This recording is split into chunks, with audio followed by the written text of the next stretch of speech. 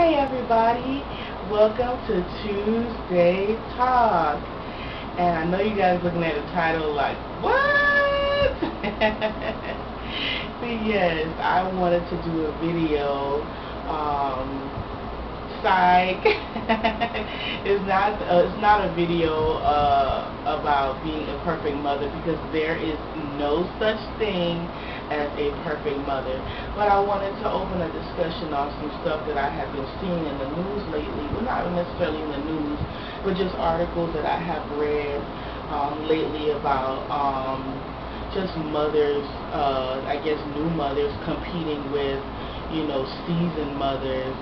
And just talk a little bit about that and why there is even a competition to begin with. Sorry I'm in rollers, but I'm pre-recording this. Today is Monday, July the 13th. I am preparing to go to do my history of self-enneagram in a few hours. And so I wanted to pre-record this while Viola was sleeping, and you know how that is, new mothers. You gotta do what you gotta do when that baby is asleep, And this is when I do it, because I want a Tuesday Talk to be just about us and not trying to juggle, baby, and be able to, have a real conversation without any interruptions. And so let's get started. Now, I love to read Yahoo News while I'm checking my email, or while I'm perusing Facebook, or listening, well, not really perusing Facebook, but just listening to YouTube videos. I'll go and I'll read Yahoo News, and I've been seeing a bunch of videos of women who are either pregnant or just had a baby, who are extremely thin and like really, really fit. Now, I don't see an issue with being pregnant, and if you're one of those triathlon types and CrossFit types and those types of people who work out, a lot, and you continue while you're pregnant, I applaud that. But I guess the backlash comes because a lot of women are feeling a lot of pressure to be perfect, physically perfect. And it took me a long time to be comfortable in my own skin. And when I see, all of these different posts of women who just gave birth and they're in a bikini with a 6-pack or 8-pack, and a lot of women are feeling a certain type of way about that. Now, me personally, I really don't, Now, on the inside, there's something on the inside that kind of tugs at me that's like, oh, you should do that. You really should do that. But it's like, realistically, it's extremely difficult to work out to that level, with the infant. I mean, I could definitely work out on a, minimal basis, but to work out for 2 or 3 hours a day is just not realistic for me, seeing that I have an infant and a household and things to do, and errands to run, and I'm also a full-time student, and so it is very difficult. Now, I don't know why a lot of women out there are feeling like this pressure to be thin, and I think the idea of expecting women to just bounce back or be like this superwoman and be all perfectly figured after having a kid, it's misleading, and it's kind of like hurtful a little bit, and it sets unrealistic expectations, and it creates like it causes a lot of people to develop body dysmorphic syndrome, and that's just pretty much an unrealistic view of oneself, because I've seen a lot of women who've had babies and they're not as heavy as I am. Now, I was heavy when I got pregnant with Viola. I was 250 when I got pregnant with Viola. Now, I was only 269 when I gave birth, and that was only because I was so sick. When I had Viola, I dropped down to 232. Now, from that time until now, I have gained, weight, and so I don't blame that on anybody. It's just, it is what it is, I started a workout routine, and I was doing really well at it, But Violet got sick, my husband got sick, I got sick, and just life just happened, and things just fell by the wayside. And I guess you can say overall, when it comes to being a mother, at first I did feel a lot of pressure, not to be thin or anything like that, but just to do everything the right way. Just to say that I could keep my kid clean, fed, and quiet, and make sure the house is clean, cook dinner, and make love to my husband on a regular basis.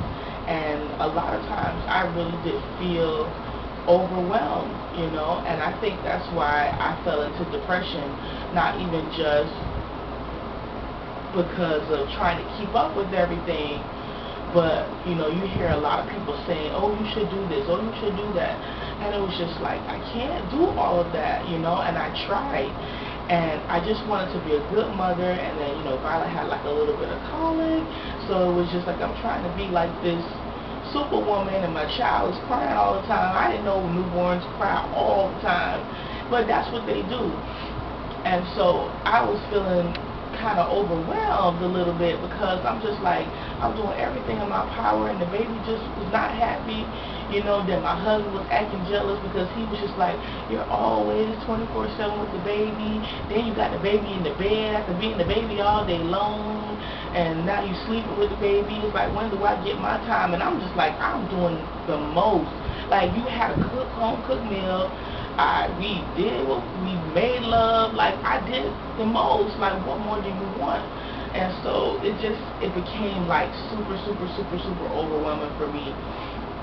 And then when it got time for her to eat solids, I was making baby food. Not that that was, super hard, but it just added one more thing to my repertoire of shit that I had to do, And so it was so hard on me. It was so hard on me in the beginning, and I didn't talk about it because you try not to complain, because you don't want people to accuse you of being lazy. Because I remember years and years ago when I didn't even know I could get pregnant, or I was trying to get pregnant, and cloth diapering was like the thing on YouTube. Like, cloth diapering, breastfeeding, like everything natural.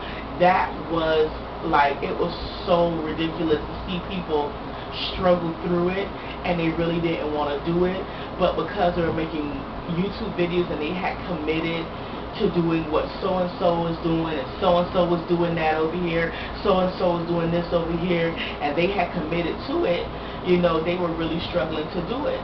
And now almost every single person that I have watched who was doing all that stuff, they no longer do it, and it's just sad to me, because it is hard, especially in this community, YouTube mommy community, whether you consider yourself a YouTube mommy or not, but just mommy communities in general. It's very hard. It's hard not to compare yourself to another mother when you look at her, because I felt horrible the first time I really went out with Viola, and I met up with a friend. I went to a birthday party, and I saw a friend of mine, and she has like 2 kids, and she has the same body type as I, but she was so fit, like she looked how I used to look back in my 20s before, I just, didn't really care. I was doing so much. I was exercising like 7 days a week back when I was in my 20s. That's why I was so do, and she has 2 kids, and she was so small, and I was just like, man. And then Viola was like 7 months old, and I still have this huge belly. I mean, I still have this huge belly, and I just felt like, man, I just felt kind of bad about it. Like, dang, Shatika, why you didn't get the belly band and work out and do this and do that? And I'm just like, I had to really stop beating myself up about it. And then the young lady that was having the birthday party, her baby was turning a year, and she looked like she was about 5 months pregnant, and she wasn't pregnant. She still had the belly from her 1-year-old. And not to say that I felt better about it, I was just like, well, everybody is not the same. Everybody don't shrink back into their size zeros or whatever size they used to be with no stomach and all that. Everybody is not like that. And you have to come to terms with it, and you have to be, not to say that you're cool with it, but until you can do better, then you just be at peace with it. And that's how I am. And I used to cry to my husband, and I told my husband, and one thing about my husband, I married like the best person in the world, because no matter what, my husband loves me, and he always tells me, that I'm beautiful and I'm sexy. He tells me that every single day, and I love him to death for it. He's not perfect. He has his ups and downs too, but one thing he does is that he really builds me up and makes me feel good about myself. When I was pregnant, I used to look in the mirror at my big old belly, and I used to cry. I used to cry like I'm so huge. And he used to be like, I'm going to take all the mirrors out of the house and throw them in the garbage. You're beautiful. You're not going to have any mirrors to look at. And he would just tell me over and over again how beautiful I was. And I really appreciated that. And I think when you're a first-time mother or just a seasoned mother, you really need to hear that, because a lot of times you don't have time to glam up. And I see a lot of YouTubers, like, they get up in the morning and they completely glam themselves up, hair done, makeup done, cute outfit, and they work out and all that stuff every day. And a lot of times we feel pressure, because like, oh man, I have to be like that, I have to do that. And yeah, exercise is important, but if you do what you can do. Every day is very unpredictable. Some days it's like a great day where your child sleeps in, or they wake up and then they go down for their nap. They do everything in systematic, just great order, the way that they're supposed to. No temper tantrums and no craziness. And then you have another day, like one day where I just felt so good, like I had washed everything, and then Viola just spit up or threw up on her freshly washed bed sheet.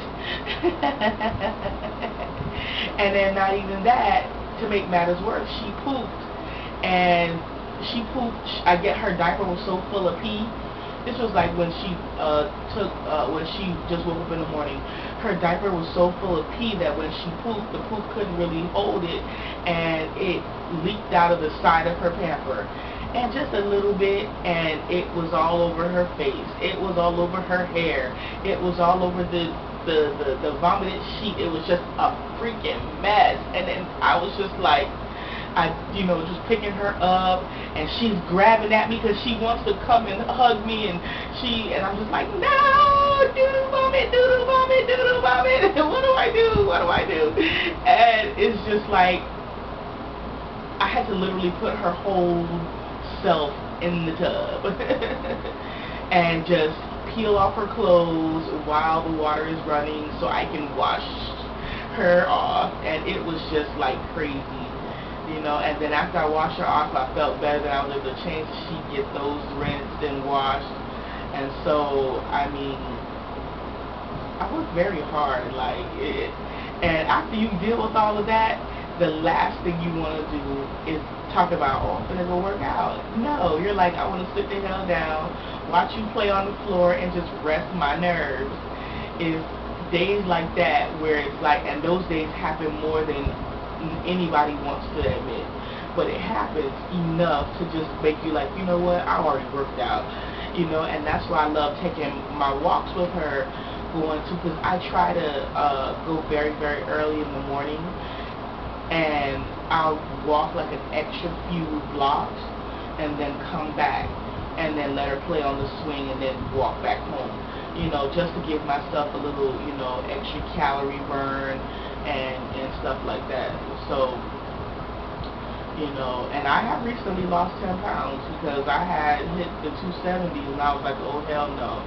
And so when I started walking, things started to happen. When I went to the doctor to get my prescription for my referral for my HSG, I had lost 10 pounds. So I was like, woo-woo, go walking,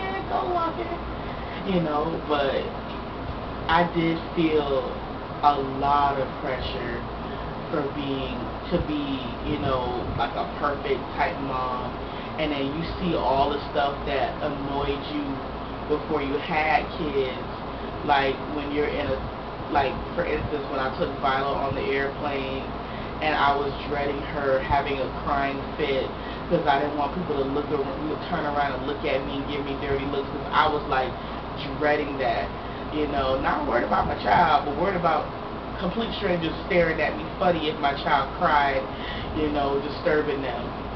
When she goes to a restaurant, and there have been times we didn't go anywhere before she was like 8, 9 months old, because Violet would just completely freak out over just anything, and we would just have to get up and leave. And it was so difficult, and I was just like, before I had kids, I would be looking at people funny, like, dang man, they can't control their child, why their child crying like that? And, you know, and it's just, now that I have a child, it's like, I dread moments like that. And so I'm always trying to make sure she has snacks, make sure she has her bottle, make sure she has her water, make sure she has a toy. Just make sure she even has a non-toy, something that's safe that she can play with. That's not necessarily a toy, but just something that keeps her happy so she doesn't freak out. And it's just exhausting. It is so exhausting. And I just recently, there's this new show on Bravo called Odd Mother Out. And it's just a show pretty much making fun of the different stereotypical things that moms go through and how stupid they are, you know. And the lady that is starring on the show, she has this sister-in-law who is like the picture of perfection. She has like 4 kids. Well, she had 3 kids, and she's like a size 0, and she was like 7, 8 months pregnant with the 4th kid, and she had like a flat stomach, and she was running around talking about, I feel like I'm shampooed. I'm just like, it's so funny, because it's just stuff like that is so real. Because I think somebody posted something on Yahoo News where this woman was like 9 months pregnant, and she looked like she was 3 months. She had like 6 packs all on the side of her belly. It was just so stupid, and I was just like, now you gonna cause some folks to go out there and miscarry their child because they're trying to get a size 6 pack. Got a size 6 pack with a belly. Like, come on, stop. If that's what you want to do, then you do you. But, you know, come on, man, for real. And it's just crazy. I see it so much, you know, because I'm a part of Baby Center. And it's not hard to find me. I have the same username or whatever, Roper 2012, Roper Family 2012. And I see the same competition. It's like a lot of women try to one-up each other on what they do for their kid. If their child has this kind of birthday party, somebody else will post a picture of a bigger birthday party. Or if, you know, they have this issue, a person would be like judging them or saying, oh, you shouldn't do this, and this. And so it's very entertaining to read, but I don't take none of that stuff at heart or to face value, because at the end of the day, just saying all of that, what I just said, you know, you have to do what's best for you and within your scope of expertise, you know, and know-how. Nobody is perfect. No mother is perfect. If there's a person out there that claims they're a perfect mother, I'm lying. They're not perfect. Nobody's perfect. I feel like if your kids are healthy, reasonably healthy, they're fed, clothed, happy, you know, then you're doing a very great job. And that's how I feel, aside from all that other crap that people may disagree or talk about or whatever. As long as your child is healthy and happy, you're okay. You know, you're doing okay. We don't have to do every single thing exactly like this and that one. You don't have to cloth diaper. You don't have to nurse your child for 4 years. You don't have to do any of that stuff to be a perfect mom. You know, just make sure your kids are happy, healthy, fed, and clothed, and you're okay. You know, and so, but it's just crazy, you know, because I see all the bickering back and forth, who baby wears, who doesn't, who co-sleep, who doesn't. And I used to see a lot of this stuff unfold years and years ago when I used to watch pregnancy vlogs and, you know, mommy videos and stuff, and you see in the comments people are just ripping each other apart because this one is arguing that, oh, you shouldn't spank your kids because that's abuse. Then another person says, no, spanking is not abuse. And I don't think spanking is abuse, but that's just my opinion. It's a time and a place, and it's a level of how you do things. You know, in my previous blog, you know, my previous blog in Violet's 11-month update, yeah, I fussed at her for trying to bite me, you know, and I do that for a reason, because the girl bit me one day and she ripped the freaking skin. I didn't know her teeth were that damn sharp, but she bit me like I was a piece of chicken. I was just like, and after that, I was like, no, never again. If I even look at her, because she'll do this, it's so funny though, even though it's not funny, but she'll do this, she'll grab whatever she has, she'll grab it with both hands, and she'll do like this slow motion, I'm going to take a bite out of you. And I'm like, ah, don't you freaking bite me. Don't you bite me, girl. Because that thing hurts. Like, I was just like, oh, hell no. This little kid did not freaking bite me and rip my skin and break the skin on my hand. I was over with it. And after that, don't you bite me. You bite me, I will bite you back. You know? And, of course, I'm not going to bite her hard enough to break the skin or hurt her or damage her. But she's at the age where she does not know that it hurts. She thinks it's funny, you know. She'll bite you,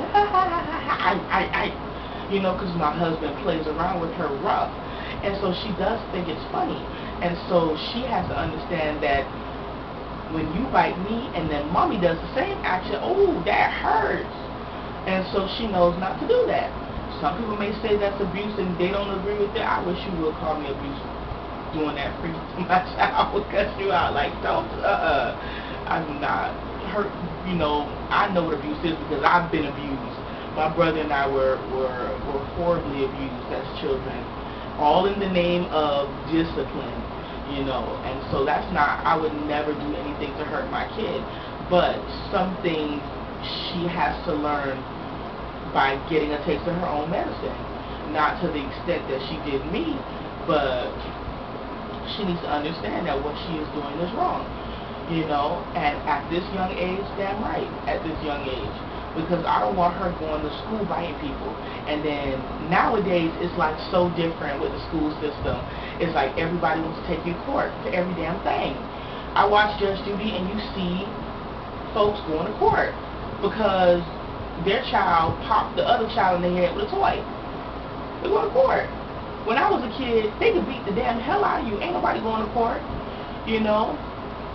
But it's a different time. People are like serious about that, putting your hands on people's kids, you know, whether it's a teacher or it's another child. They will file a police report on you. And so I have to start now while she is a beginning toddler stage. I have to start now teaching her, you do not hit people, you do not bite people, you do not do all of that. And I don't think that spanking her, using corporal punishment, or in any way, you know, causes her to be violent or anything like that. Because I had corporal punishment, and I'm not a violent person. I've never been arrested, never been in trouble with the law for violence of any violence or anything. I've never even had a speeding ticket. Like, I don't live my life. I don't jump on people because for what? Like, I jump on you and then I sit in jail. Why? And then what does that solve, me jumping on you? Now I cuss you out and then I gotta go repent, ask the Lord to forgive me. But yeah, I will cuss you out. But that's just I will cuss you out and go about my business. But I won't put my hands on nobody. I don't know how I started talking about that. But anyway, but